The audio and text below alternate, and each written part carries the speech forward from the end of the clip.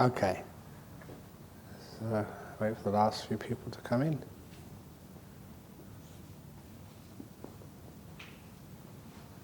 That's good. So as I did promise last night, some people did ask for some deeper talks, and even if it may be a bit too deep for you, I try and make sure it's very well explained. And this is one of those similes which I have used for many years and also developed and found it can be very helpful in several areas in one's meditation practice. But to open up the talk, you may know that very often I focus on some of the factors of the Noble Eightfold Path, the only way to enlightenment, as the Buddha said, and that the factor which I've often emphasized was the second factor of the Eightfold Path. And that second factor, many of you might know, is called Samma Sankappa. Usually, actually it's many different translations have been used for that term. Anything from right thought to right intention. But as far as I'm concerned, when I studied the monks' Vinaya, and I realized that there was a difference between intention and motivation. Motivation is where you're coming from. Intention is where you're going to. And apparently when I discussed that with some people who had a legal background, that is very well established in legal systems. Where did you want to go? What was your intention? Where did you want this to proceed? But also, where did it come from? What was the motive behind this? And when you look at Samma Sankappa and its definition by the Buddha, the three right intentions, or right motivations, what I would like to call it, are coming from renunciation, letting go, nekkhamma, and coming from avyapada, which in Pali is always a synonym for metta, for loving kindness, and from ahimsaka. And ahimsaka became well known in the English language by Mahatma Gandhi. It means non-violence. So often those three terms become sort of letting go, kindness and gentleness. And it was important for me to find those terms because a lot of the time when I was reading the suttas, I was really looking for the place where kindness is mentioned by the Buddha. As a Westerner, it was one of the most important parts of Buddhism, the fact it was compassionate and kind. And then when I looked at the Eightfold Path in most translations, there was no mention of kindness at all. And so that was one of the reasons why that I was relieved. When you study more deeply and read the Pali, then you see that that kindness is in the second factor of the Eightfold Path. It's where you're coming from.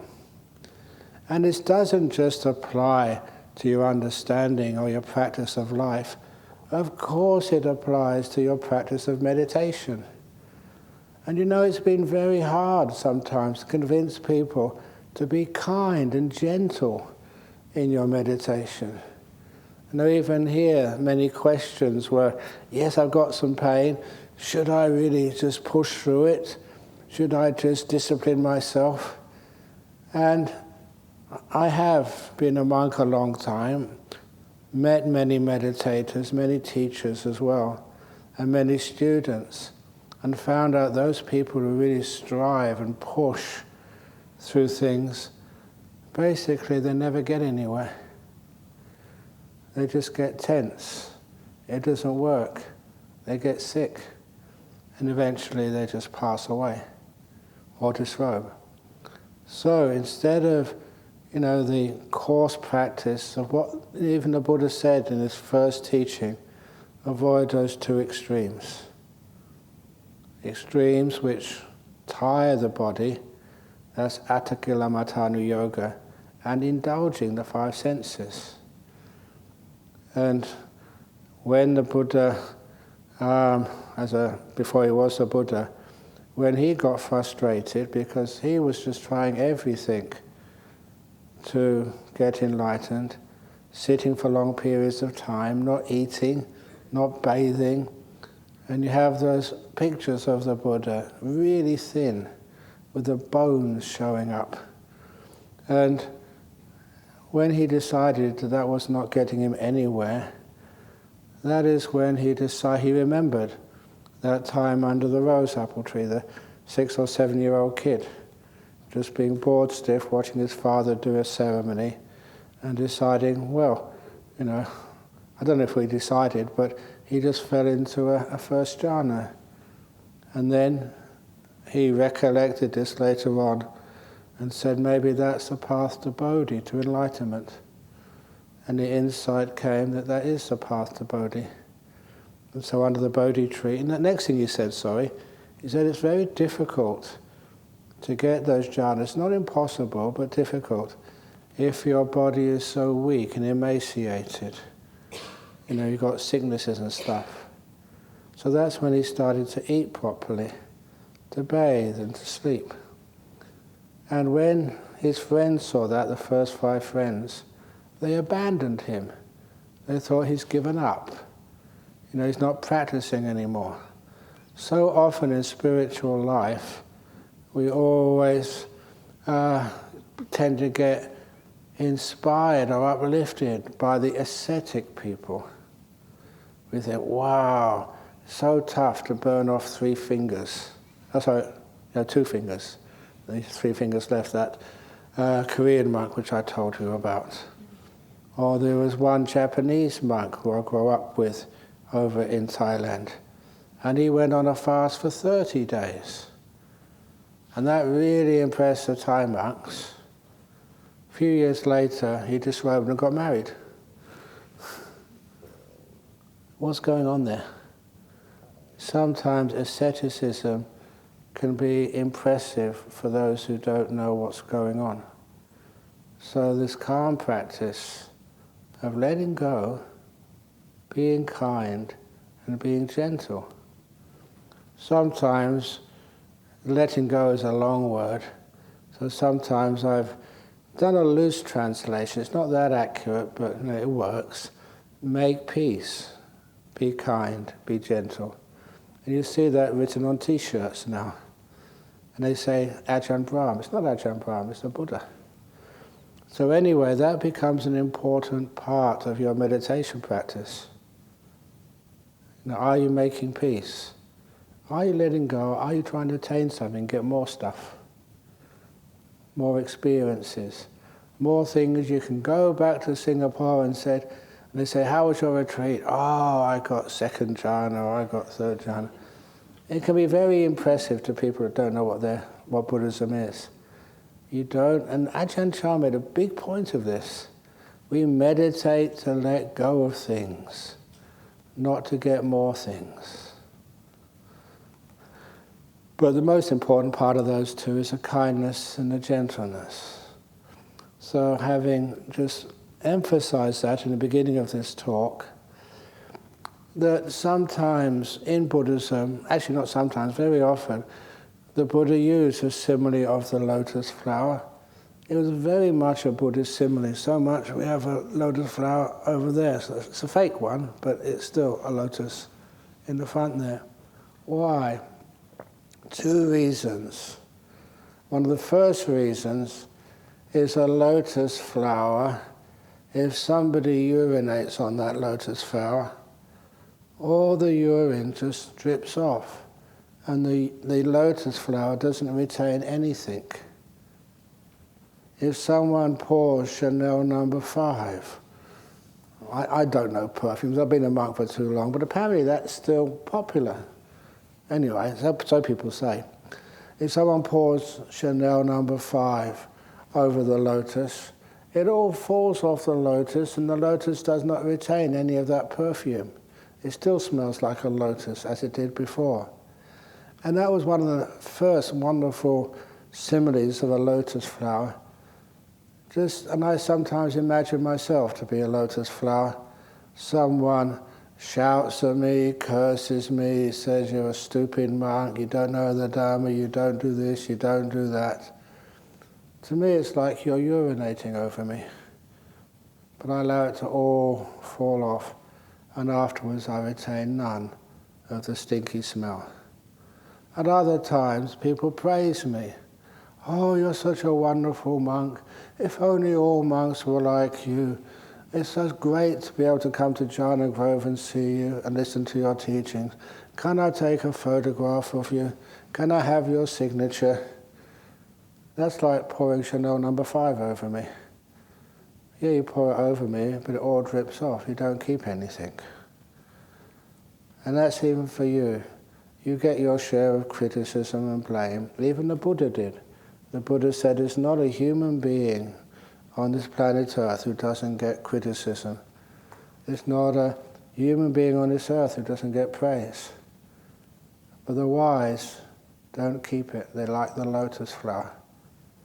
And that's one of the similes of the lotus I really love, because it's practical. You all know what a lotus is. You've seen it happen. And it means you can internalize this image so that when people do criticize you, blame you, I'm not going to say it's what you did or what you didn't do. That's irrelevant. It's just the criticism and praise are just really not required. It all falls off you. But the other simile of the lotus is because I was a person who went to every type of Buddhism as a young man, you always remembered that chant of the Tibetans of Vajrayana, Om Mani Padme Hum. And of course, people often ask, what does that mean? And the Om and the Hum are just like Namo, it means like praise. The most important words in that little mantra, Mani Padme. And many of you will probably know that Mani means a jewel, and Padme, like many of the Sri Lankans, they name their children Padma. It means lotus. And so what that phrase meant was like worship, praise to the jewel in the heart of the lotus. Padme was the locative case, so it's in the lotus. And what the heck does that mean, and why do they make a lot of fuss and bother about it? And that was where I developed this wonderful simile for meditation. What it is, how to meditate, what works and doesn't work. And imagine the lotus closed at night time, because lotuses are always closed at night. And when the first light and warmth of the sun hits those outermost petals of the lotus, what happens? Those outer petals slowly open up. Now the outermost petals of a lotus, if you see one in the early morning or at night time, they are not fragrant, they're not very beautiful, they're quite harsh and coarse. A lot of the time they're like corrugated iron, only small corrugations, but it's not even smooth. And if you see those outermost petals of the lotus, if you did not know what you were really looking at, many times you would probably consider, how can anything beauty or refined be in the middle of this? But when the light and the warmth of the sun hit that lotus, it opens up layer by layer, layer of petal by layer of petal. And the first layer of petals, is obviously quite thick, not so fragrant. It's got some color, much better than the outermost sheath of petals, but it's still not that beautiful. But it does allow the light and the warmth of the sun to hit the first layer of petals, so they can open up too. So the warmth and light of the sun can reach the next layer of petals. And one by one in sequence, the petals open up. And the deeper you go into that lotus, the more beautiful, the more thin, profound are those petals, and the more fragrant they are as you go closer to their center. And every petal, when this layer of petals opens up, it allows the warmth from the sun to hit the next layer so they can open up. And that is the way a lotus flower opens up. And the meaning of that is a great simile, because you are that lotus. And sometimes when you come on these retreats, you look at yourself and you're just this really coarse, dirty, rough, outermost petals of the lotus you take to be your body and mind. And you think it's hopeless. There can't be anything profound or beautiful or fragrant in this, because you don't recognize, the truth of the lotus that is you. So how can you open yourself up to go inside and to see what is really in the center of you, or what you take to be you? And first of all, one of the great advantages of this simile, you don't go to another lotus to find out. The deepest petals are right here, right now, in this moment, inside of you. You'll hear me say in a few minutes that sometimes people would ask, well, you've achieved a first jhana, how do you get into a second jhana? The second jhana is right in the center of the first jhana. The third jhana is right in the center of the second. You keep going in, never on to something else. That's why when someone says, how do I make progress? Ingress, not progress. Not regress, but ingress. It's a much better word. I don't know if it really is an English word, but you get the meaning. You never go on to the next experience. You go into this one, which you're experiencing now. Go deeper into it. And that's where you find the meditation deepening. Deepening is a good word. It goes deeper into the center. So that means you don't have to get some different object or do anything different. Find out what makes this object stay here, and you find yourself zooming in. Again, I like the word zooming in, because many people, at least I do anyway, when you've got an invitation to go somewhere, you go on Google Maps and find out how do you get in there. And when you've got the big map, you get the center where you want and press the zoom button, and you go deeper into it. And that's exactly what you're doing in this meditation. Zooming in to this body and mind to find out what's in the center of it. That's one of the reasons why I say, first of all, get yourself into a comfortable position, because that's allowing this outermost petals of the lotus to be there and be able to be mindful of them. But mindfulness is not enough. You be mindful of things and they don't open up. You need the light and the warmth of the sun to open those petals. That's another part of this simile which I really love. What do you do to get deep in meditation? You're aware and kind. That's it. Don't do anything else. Don't move. Don't think. Don't make resolutions or willpower. Be mindful and be kind. Kindness is the opposite of willpower.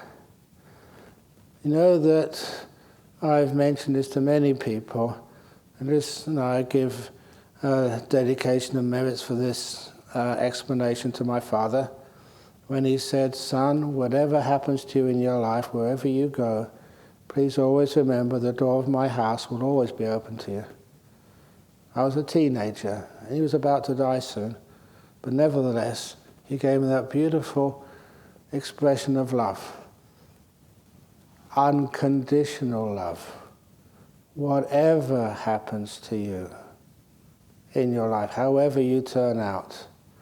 Because you have kids, you never know how they're going to turn out. There's There's one of the kids who came yesterday on Sunday over to Bodhinyana Monastery, and she was a mess, big mess. She started off life really cute and very good, and very obedient. Then she got into drugs and boyfriends. I think many of you can know the story. And then afterwards, her life turned around, and now she's really a high achiever, and not only a high achiever, just a very lovely person. You never know how things are going to turn out. So that's one of the reasons when my father said that, unconditional love, door of my house. And his house, government-supported flat, what they used to call council flats. You could probably put about 3 or 4 of those council flats in your cottage in which you live here at Jhana Grove. It was tiny. That's where I grew up. And as he said, you can go in there any time. It wasn't opening up the door to much. But of course, it never meant that. It took me a long time. I was a monk when I finally figured out what my father meant. He didn't mean the door of the house. He meant the door of his heart. And once I realized that, he was saying, son, the door of my heart will always be open to you, no matter how you turn out. And that meant so much. And it also became this expression of unconditional love. The door of your heart always open. It doesn't mean you accumulate things, because you know a door is to go in and also to go out. It means you don't control. You let things be under the power of unconditional love. And that is a type of warmth which opens up the mind in meditation. You're sitting here and say to your mind, body, whatever happens, I will always be kind to you. I'll always love you, body, love you, mind. Whatever happens, even if you go wandering off all over the place. So when you have that type of kindness, plus that type of awareness, of course, petals start to open up. So when you meditate, you look at your body. The mindfulness for me usually means scanning my body, from my toes to my head. And I never mentioned in those guided meditations that sometimes, I become aware of any feelings in my brain. I don't know about you, but sometimes I have to overuse my brain. My poor old brain, it gets exploited, making decisions, not just for me, but for others as well. They ask my advice. Hey, come on, it's your life, you make your decisions. But no, I use my brain to try and be of assistance. And so my poor old brain gets exploited. But people told me, and it's true, that inside your brain you've got no nerve endings. So you can't feel any pleasure or pain actually inside the brain. So instead of feeling any pleasure or pain, I imagine it. I imagine my brain to be so tired, sometimes exhausted. And then when I start the meditation, I imagine taking my poor brain. I've seen plenty of brains in my life. I've seen, going to autopsies. They're fascinating things to see. In those days in Thailand, we'd go and see an autopsy anytime we wanted. And just as an aside, I remember going many times to Sirirat Hospital. That's just, it's the main hospital in Bangkok, just over the road. Over the river from central Bangkok. And going in there, and remember getting there early one day and going to the autopsy room where the doctors would actually cut up the bodies. And I could not believe it. I was arrived there early. And as the places where the students sit, as it rises up towards the high windows, I looked at one of those high windows. On the window shelf, it looked like there was a human head there, cut off at the neck. And I thought, oh, this must be a model or something made of plastic or something. When I went up there and touched it, it actually was a real head, with the skin and the bones and being cut off at the neck. Many of you would freak out. But I actually laughed. I thought, that's really cool. I was a weird monk. But anyway, having seen brains many times, you understand it's very small. Such a small thing can cause so much trouble. But anyway, I imagine my brain in this meditation, just imagine it. And I imagine taking it out of the skull and putting it in a little basket, a little wicker basket with a nice cushion underneath and a little blanket and a pillow. And I said, brain, you deserve a rest. And that was very, very helpful. If you are a doctor and just know how stupid that is, it may be not work, but if you imagine it, you give your brain a break. So you can put it aside. You don't have to think for the period of the meditation. And you don't need thinking. So instead, you just look at this lotus, and the first part of the lotus is your body. Sometimes you see people's bodies, sometimes they're old, sometimes they're young, you can see that sometimes they've got so much faith, they're sitting there really straight backed. And sometimes you can tell a lot by a people's body, but nowhere near enough. Because inside these hopeless bodies, that's one of the reasons why I told this simile before, but that fellow who came here, an Australian, he had curly hair, wearing a t-shirt, shorts, and thong sandals. Typical Australian national dress. And because he was not wearing very much, he had lots of tattoos. You can see all the tattoos on his body. A really rough guy. And I did, as I said before, I thought he actually mistook this place for Carnet Prison Farm up the road. The Bodhinyana Monastery has a wall, the prison farm doesn't. So sometimes people do get confused. And it has happened that some Thai people looking for the monastery have gone to Carnet Prison Farm and asked, are there any monks in here? No. Monks don't go to jail. Right. Oh yeah, but not that other little anecdote. There was one monk who was sent to jail in Thailand unfairly. He didn't do anything wrong, the people were just jealous of him. He went into jail for 3 years. That was Chowkham Tape, City Muni. And he said it was the best years of his life. Honestly. He had a little cell, and he got reasonably good food, and no one bothered him for 3 years. He could catch up on his reading, do his meditation. He had a lovely time. So if anybody wants to go on a retreat, actually it's not as nice in the Singapore jails. I've been in there to talk to the prisoners.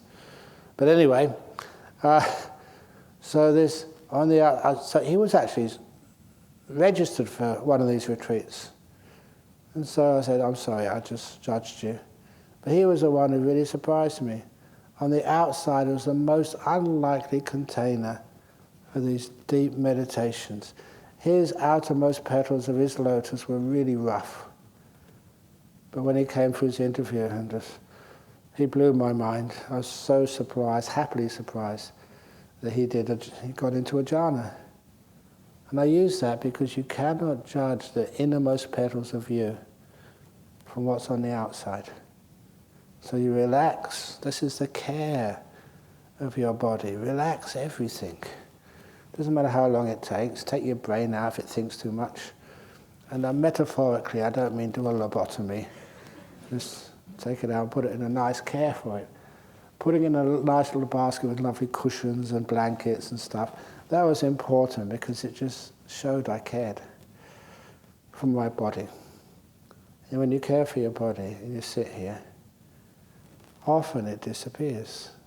You go inside of your body. That becomes the outermost petal of the lotus, goes to one of the innermost petals of the lotus. You don't go to your breath yet. When I let go of my body through kindness and awareness, when it gets so relaxed, it's not doing anything. So of course you go inside. The next thing which I do these days is I see peace. A simple thing. The reason I say peace, because a lot of time people don't know what their mind is. They have ideas and fantasies about the mind, but what it actually is. Right now, every one of you, how peaceful are you? You don't have to give an answer, but you know that you have to look at the thing called the mind. Just like flowers and trees and bushes are what lives in the garden, peace doesn't live in your body, it lives in your mind. So it's a way of getting in contact with the mind. And when you sort of start looking at peace, it's like looking at one of the outermost petals. Sorry, it is outermost petals, but it's inside the sheath. And when you become aware of peace long enough, then you can't avoid it, start to become aware of silence. Peace actually does mean the present moment, because you can't find peace in the future. The future is way too uncertain. And the past, again, I don't know why it is, but when people recall the past, too often they recall all the bad parts of the past. All the times they were hurt, abused, mistreated, not valued. And recalling the past often creates so much negativity. I don't know if you can recall the past and all the wonderful things which happened to you. And forget the bad things. It's like you're looking this way, seeing all the bad things, and someone takes your head and pushes it around the other side so you can see all the beautiful things. Please focus on the flowers in the garden, not the weeds. And so, when you focus on that positive, you get the beautiful petals of peace. You're aware of them and you're kind to them. You don't try and develop them or change them or get rid of the bad stuff and keep the good stuff. You care. You don't try and choose and get rid and develop and discipline and tell off. I mentioned already that was one of my big problems. Restlessness and sloth and torpor. Why? Why can't I just tell my mind to watch the breath? Because that wasn't a very kind thing to do. Even last night, someone, where is he? He said, have a good night. And I told him, well, look, I don't follow orders. And he said, okay, have a good night if you wish. That's much better. To improve upon that, you say, have a good night or a bad night, whatever, but the door of my heart's always open to you. That's much better, because sometimes you do have a bad night. Sometimes people send you off on this retreat, and you feel, they say, have a wonderful retreat. And sometimes you feel sort of almost like you're disappointing them if you don't have a good retreat. So you try really hard to impress the people who sponsored you to come here. And if it doesn't work, you feel just, guilty. It's amazing how people have so many guilt trips. And they feel embarrassed, they feel responsible. Please don't do that. If you have a wonderful retreat today, great. If you have a terrible retreat today, great. It's one of the reasons why that many years ago there was a lady who was on this retreat and she was having such a difficult time.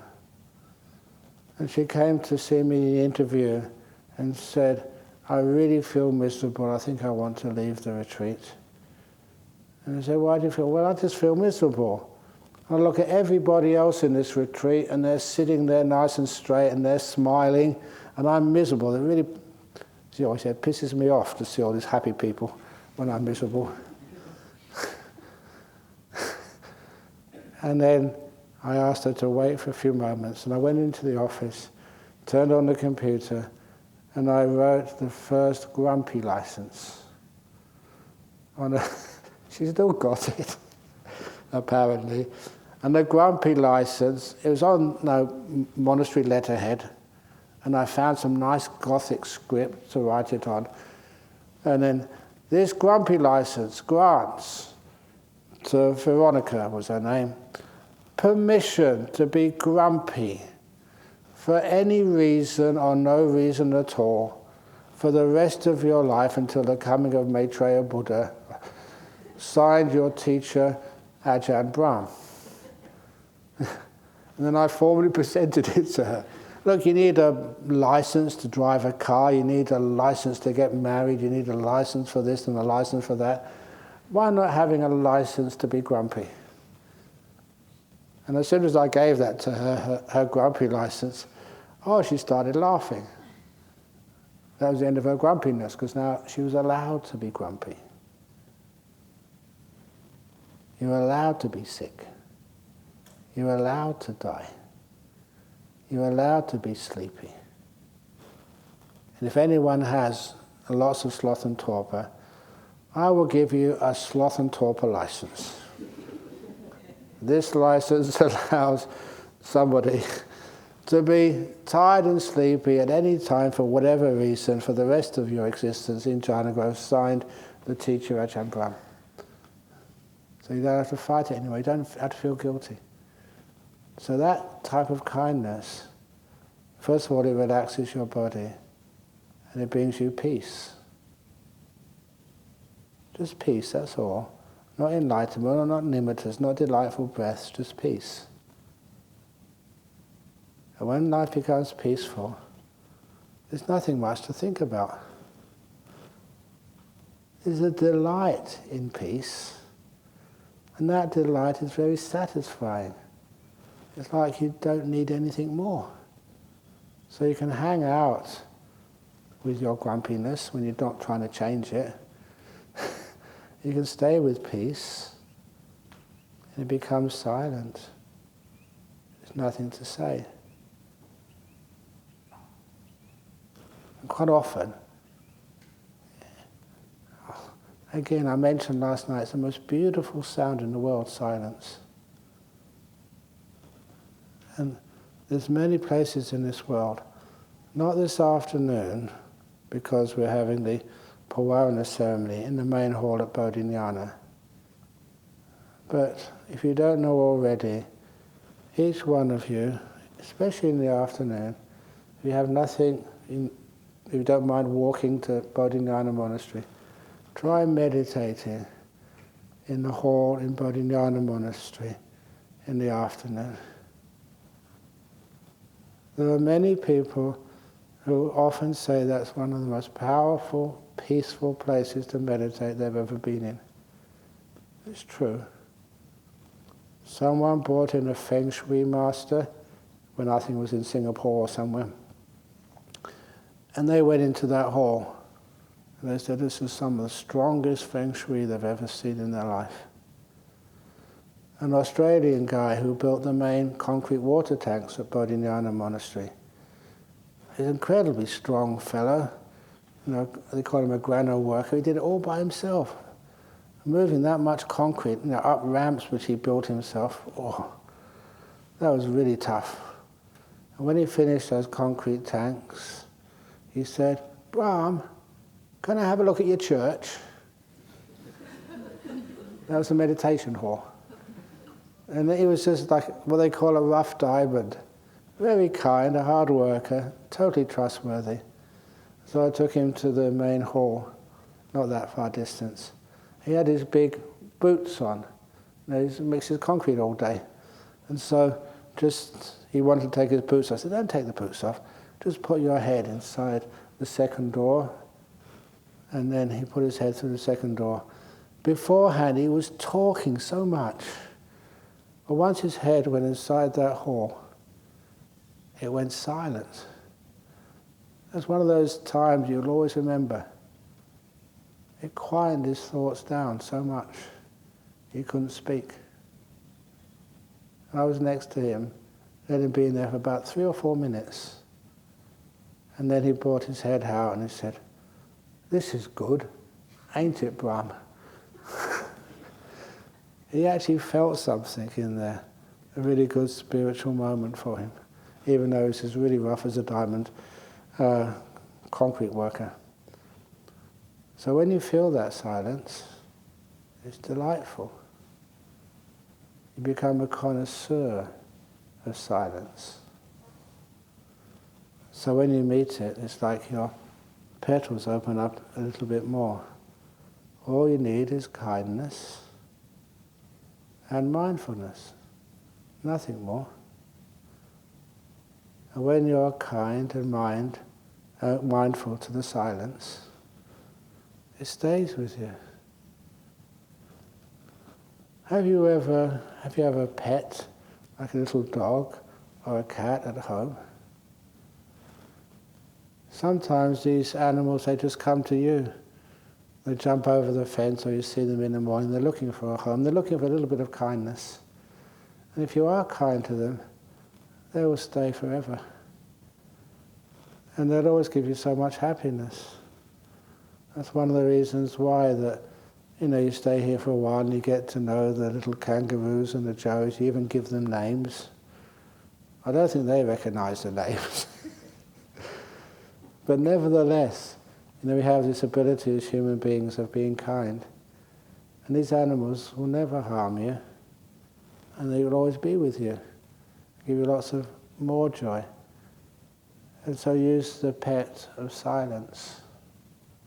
It's a wonderful little pet to have as one of your closest buddies. You're kind to that silence, and it loves you back, and it stays with you. But if you do have a pet like a bird, don't always keep the cage closed. Because what happens if you put a bird in a cage with the door locked, one day you'll forget, or something will happen, and the cage door is open, and that bird will fly away and never come back. You don't need to lock the cage door, or even keep it closed. Just keep that cage comfortable, really good food, and of course that bird will love that cage. This is its home. You don't have to lock it in. It might fly out for a day or two, but then it'll always come back again. That's actually how we keep things still, not by locking them up, not by telling them what to do. There was one of the ladies from the Buddhist Fellowship years ago. She was actually sponsored by the Buddhist Fellowship to go to London to learn, I think, some psychology or counselling course. I forget who she was now. But when she came here, either on the way there or on the way back, I can't remember which, she asked to stay a couple of weeks at Bodhinyana Monastery in the ladies' quarters. And she was doing her meditation. She came for an interview there with me, complaining about restlessness. So the mind kept on going all over the place. How do I solve that? And that's when I told her about the story of this mother in Perth who had about a 5-year-old son. And one day the son had an argument with his mummy. And at the end of the argument, the son said, "Mummy, I don't love you anymore. I'm leaving home." 5-year-old. What would you do? I've got to, if I had a hat, take my hat off to this woman. Her wisdom, her emotional intelligence was brilliant. "You want to leave home?" "Yes, Mummy." "Okay, I'll help you pack." I'm sure many mothers might think that, but never have the guts to do it. So she helped pack the little bag for this little 5-year-old, And said, well, life is a long journey, so you have to have something to eat, so I'll make a nice sandwich for you. Made the kid's favourite sandwich, and then sent him off at the front door of the house. Bye-bye, son, have a nice life, don't forget to write. And there the son, first time in his life, 5 years old, with a bag in one hand and a brown paper bag with a sandwich in the other. When I walked down to the end of the garden path, opened the garden gate, turned left, and went into his life. First time he'd left home. And the mother never tried to stop him at all, but actually helped him. What do you think happened? That 5-year-old got about, 50 meters, 100 meters down the road, and then felt terribly homesick. Turned around and came back through the garden gate. The mother was still standing there. Welcome home, darling. That was great emotional intelligence. When I was saying that, this Singaporean brilliant counselor, she was actually rolling on the floor in front of me in the dining room, where we have our lunch, holding her belly, laughing her head off. And I'm very rare to see a Singaporean do that. I've never seen you do that, Eileen. Or you, PJ. And I said, what's going on? She said, you never believe this. I did the same. That she said that when she was young, had an argument with her mum. Mum, I've had enough, I'm leaving home. And the mum did the same, or similar. Packed her bag, but she never gave her a sandwich. She said, my mum gave me a $20 note, find your own lunch. And she waved me off. It's in one of these, the flats, the HDB, one of the HDB flats, got into the lift. She managed to reach high enough to get for the first one, the ground floor. Bye-bye, Mum. Bye-bye, darling, have a wonderful life. And the door closed. And she got homesick by the time the lift reached the bottom floor, the ground floor.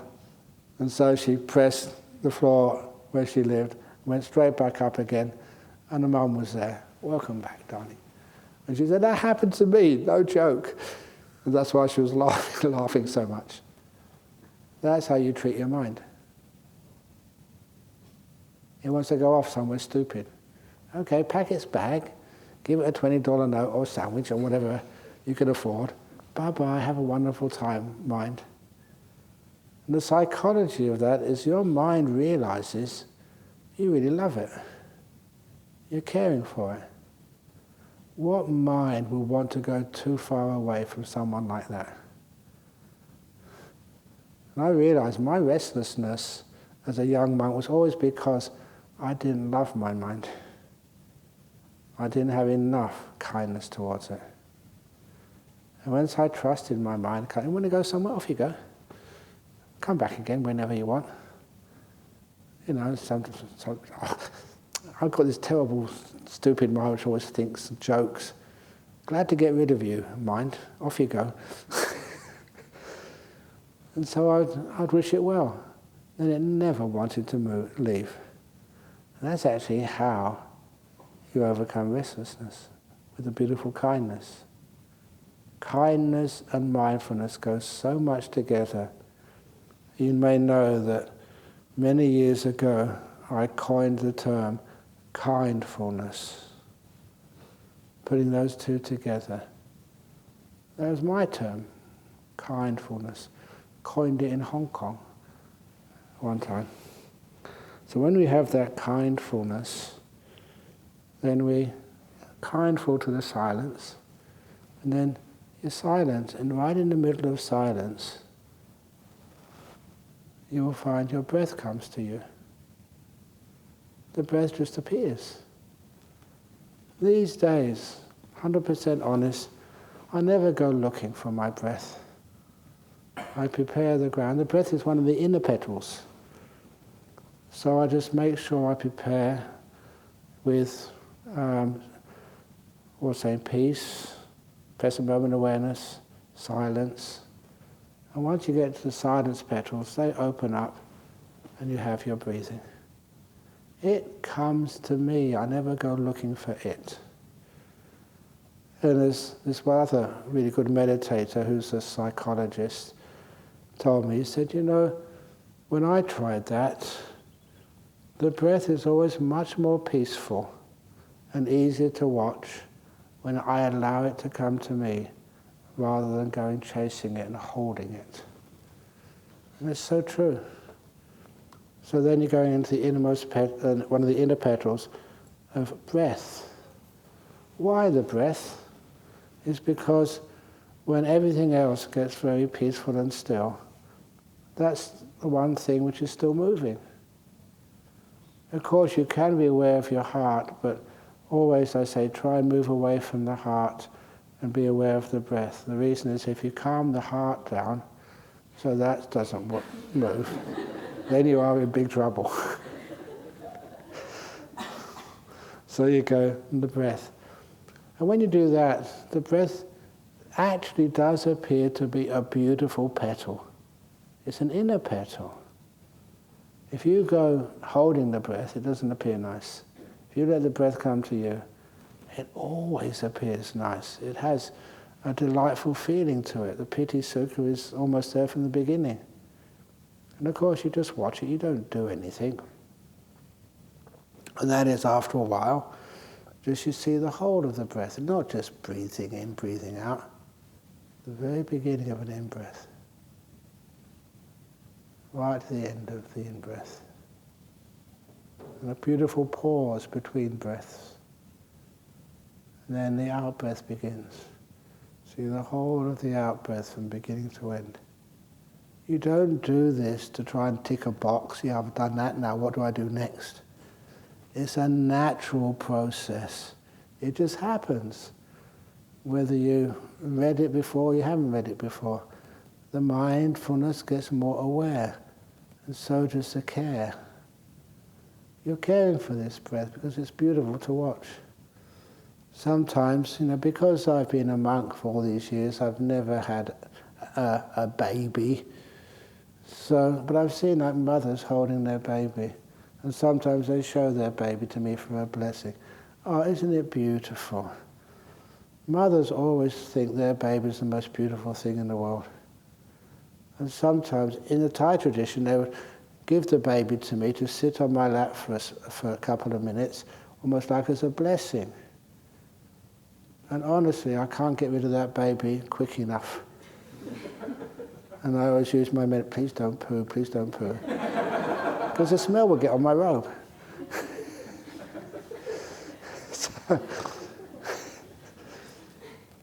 But anyway, what I'm noticing, if it's your baby, there's always an extra beauty to it.